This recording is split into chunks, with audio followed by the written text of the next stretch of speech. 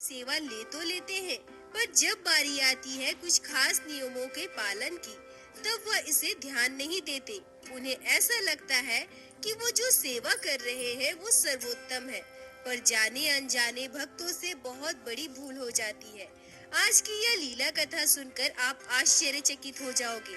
आप सोच भी नहीं सकते कि कोई इंसान इतना नासमझ कैसे हो सकता है, जो अपने हाथों अपने लड्डू गोपाल के साथ इतना बड़ा अनर्थ करे। क्या ऐसे लोग सच में नासमझ होते हैं? क्या सच में उन्हें ज्ञान नहीं होता?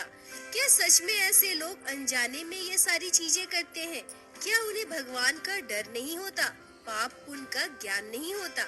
वजह चाहे जो भी हो दोस्तों, आज की यह लीला कथा आपके शरीर के रोंगटे खड़े कर देगी, तो कृपया वीडियो को पूरा अवश्य देखिएगा।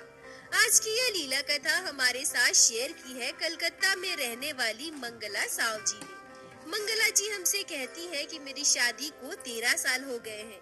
मैं एक मध्य वर्गीय परिवार की लड़की हूँ। बचपन से ही मुझे लड्डू गोपाल की सेवा करने का बड़ा ही मन था, पर मेरे मायके में हमारा घर ज्यादा बड़ा नहीं था। छोटे छोटे 2 कमरे थे जिसमें हम सभी रहते थे। लड्डू गोपाल को विराजित करने का कोई उचित स्थान नहीं था, और साथ ही साथ मेरे मम्मी पापा का यह भी कहना था कि लड्डू गोपाल की सेवा में खर्च भी बहुत होता है। उनके लिए पोशाक खरीदनी पड़ती है, ज्वेलरी खरीदनी पड़ती है, और प्रतिदिन 4 पहर का भोग भी लगाया जाता है। हम इतना नहीं कर पाएंगे। मंगला जी कहती है कि ऐसे बहुत सारे कारण थे जिस वजह से मैं अपने मायके में कभी लड्डू गोपाल की सेवा नहीं कर पाई। मेरे पड़ोस में एक आंटी के घर लड्डू गोपाल की सेवा होती थी। उनके बाल गोपाल मुझे बहुत प्यारे लगते थे। मुझे लड्डू गोपाल की सेवा के बारे में ज्यादा जानकारी तो नहीं था, पर बाल गोपाल का मनमोहक रूप मुझे हमेशा अपनी ओर आकर्षित करता था। मायके में तो कभी मुझे लड्डू गोपाल की सेवा का सौभाग्य नहीं मिला, पर मैंने यह सोच रखा था कि जब मेरी शादी होगी और मैं अपने ससुराल जाऊंगी, तब मैं अपने ससुराल में लड्डू गोपाल की सेवा जरूर करूंगी। पर सच ही कहा गया है, जब तक लड्डू गोपाल ना चाहे, हम उनकी सेवा कभी नहीं कर सकते हैं। क्योंकि मेरे मम्मी पापा बहुत अमीर नहीं थे, इसलिए मेरी शादी भी मध्य वर्गीय परिवार में ही हुई।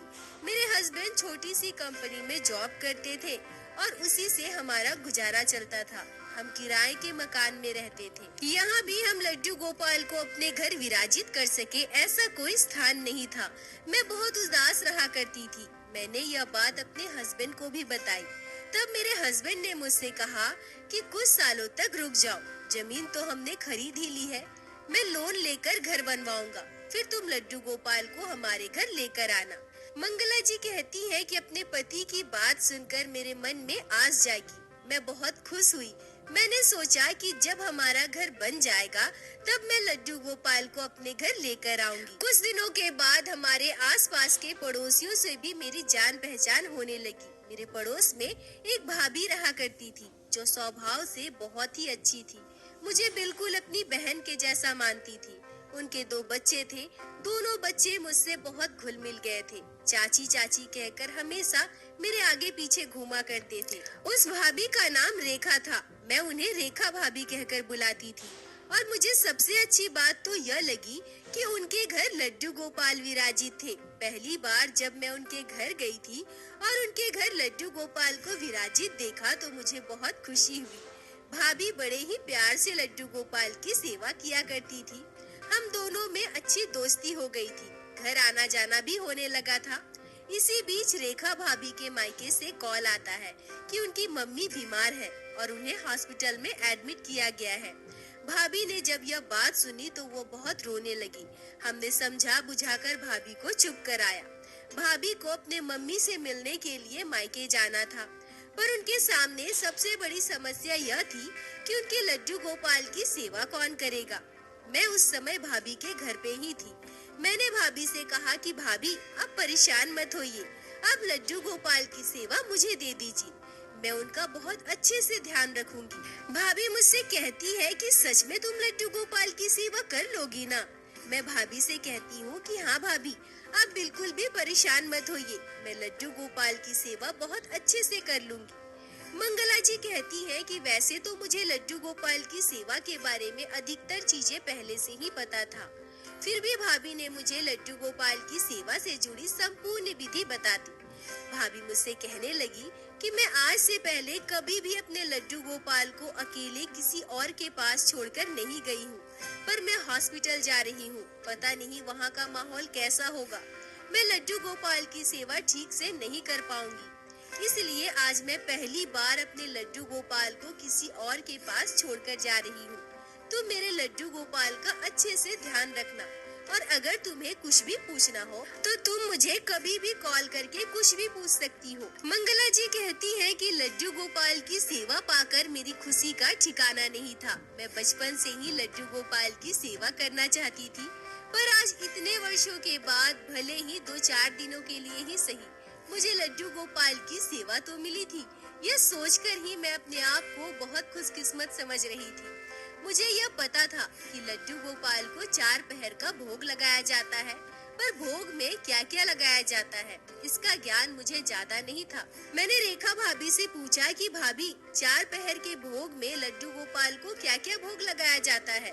भाभी मुझसे कहती है कि सुबह तो मैं माखन मिश्री का भोग लगाती थी, और दोपहर को मेरे घर पे जो भी भोजन बनता था मैं उसी का भोग लगाती थी, क्योंकि हमारे घर पे तो नॉनवेज नहीं बनता, हम नॉनवेज नहीं खाते, इसलिए हमारे घर पे जो भी खाना बनता है हम सबसे पहले लड्डू गोपाल को उसी का भोग लगाते हैं, फिर हम सभी भोजन करते हैं। मंगला जी कहती है कि यह सुनते ही मैं तुरंत भाभी से कहती हूँ कि भाभी हमारे घर भी तो नॉनवेज नहीं बनता, तो क्या हम अपने किचन का बना हुआ भोजन लड्डू गोपाल को भोग लगा सकते हैं।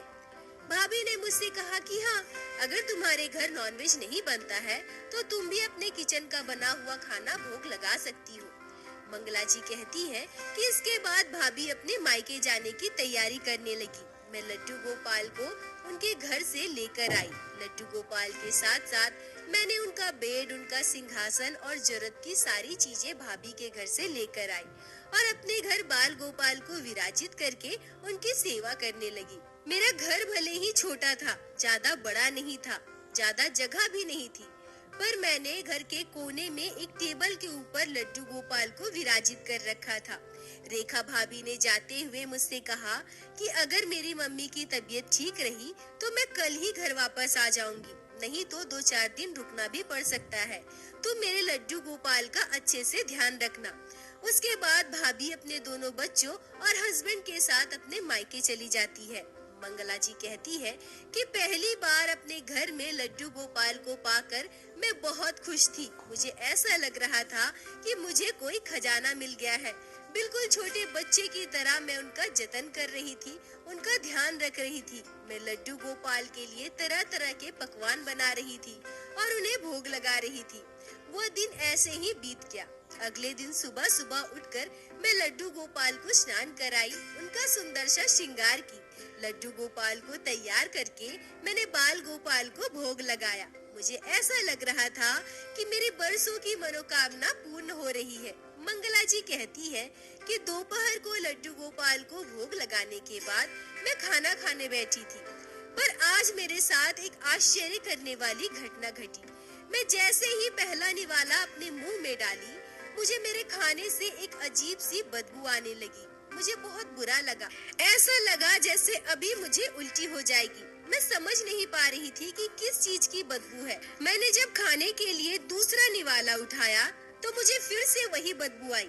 वो बदबू इतनी ज्यादा गंदी और असहनीय लग रही थी कि मुझसे खाया ही नहीं जा रहा था। मैं खाना छोड़कर उठ गई। मैं समझ ही नहीं पा रही थी कि आज मेरे खाने में से इतनी गंदी बदबू क्यों आ रही है। मैं सोचने लगी कि ऐसा क्यों हो रहा है। आज के खाने में मैंने तो ज्यादा कुछ बनाया भी नहीं है। मैं तो वही बनाई हूँ जो मैं हमेशा बनाती हूँ, दाल चावल सब्जी। फिर आज मेरे खाने में से इतनी बदबू क्यों आ रही है? और तो और मैं लड्डू गोपाल को भी यही भोग लगाई हूँ, क्योंकि दोपहर में मैं घर पे अकेले हुआ करती थी। मेरे हस्बैंड तो सुबह सुबह नाश्ता करके ऑफिस चले जाते थे, इसलिए मैं खाने के बारे में किसी और से पूछ भी नहीं सकती। पर आज तो यह बिल्कुल ही आश्चर्य करने वाली घटना थी, जो मेरे खाने में से इतनी गंदी बदबू आ रही थी। मंगला जी कहती है कि मैं बिना खाए उठ गई। मुझे लगा शायद हो सकता है किसी और चीज की बदबू हो जो मुझे समझ में नहीं आ रही है। फिर मैंने अपना किचन साफ किया, सारे काम समेटकर लेटे लेटे टीवी देखने लगी। शाम के 5 बज गए। तब तक मेरे हस्बैंड भी घर आ गए। मेरे हस्बैंड घर आकर मुझसे कहते हैं कि आज पकोड़े बना दो। आज मुझे पकोड़े खाने का मन हो रहा है। मंगला जी कहती है कि मैं पकोड़े बनाने के लिए चली गई। मैंने पकोड़े बनाए, लड्डू गोपाल को पकोड़े का भोग लगाया, फिर मैंने दिया बाती की। मैं बहुत खुश थी। मुझे ऐसा लग रहा था कि हमारे परिवार में कोई छोटा सा बच्चा आ गया है।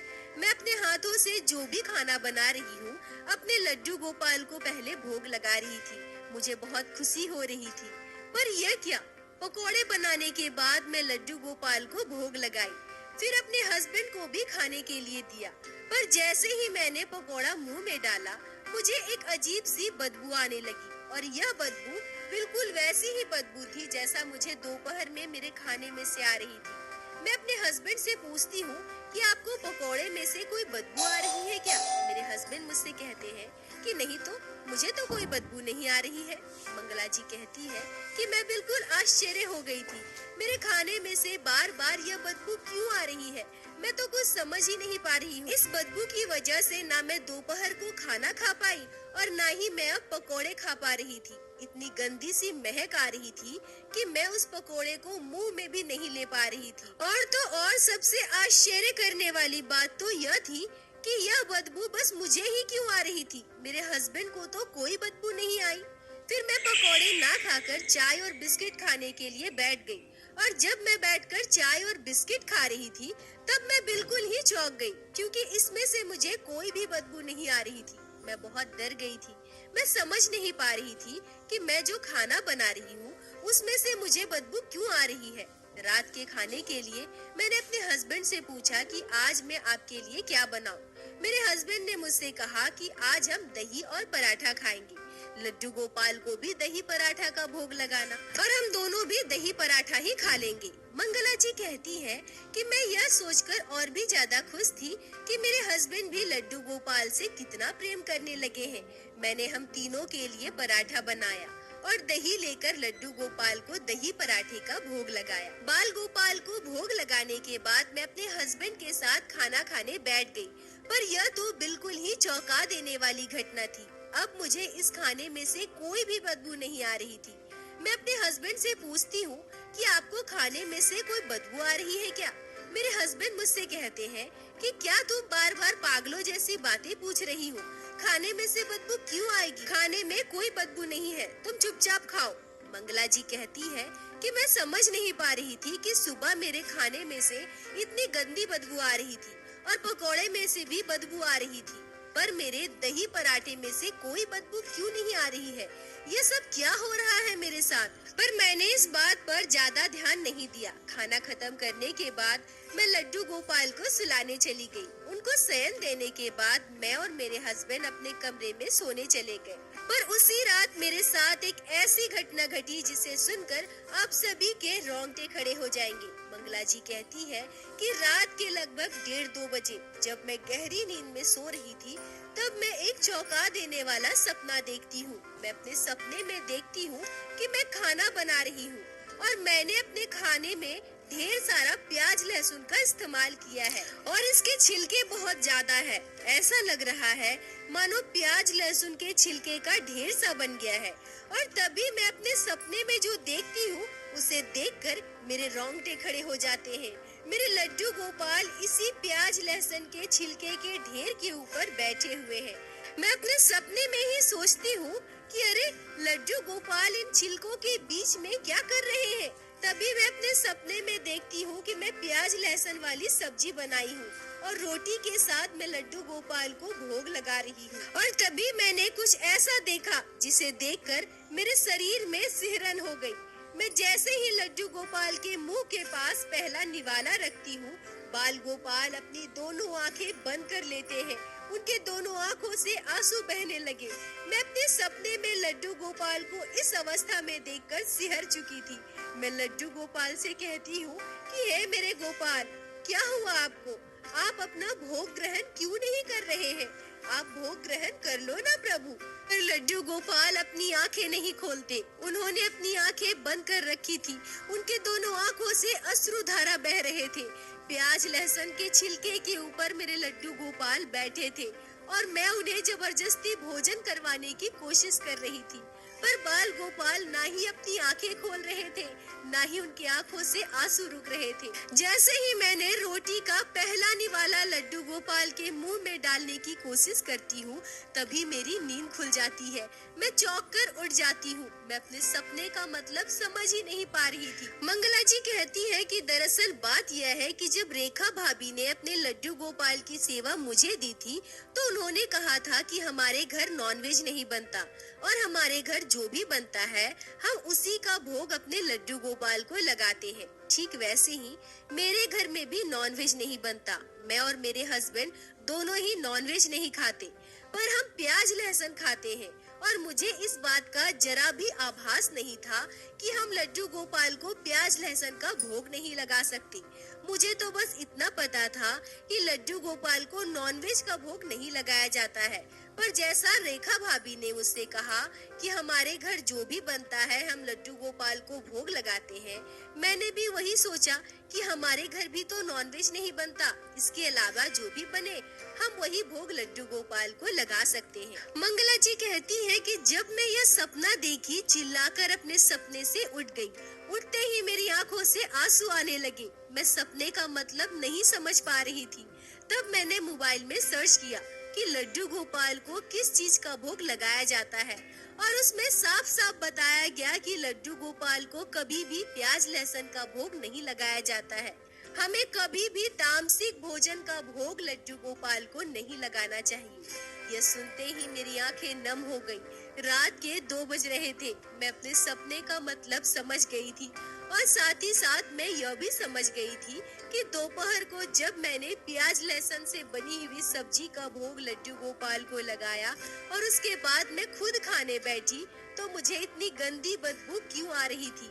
और शाम को मैंने प्याज के पकोड़े का भोग लड्डू गोपाल को लगाया, इसलिए उस पकोड़े में से मुझे इतनी गंदी बदबू आ रही थी, जबकि मैं तो प्रत्येक दिन प्याज लहसुन का बना ही खाती हूँ। पर आज जो घटना मेरे साथ घटी वो साक्षात लड्डू गोपाल का ही चमत्कार था।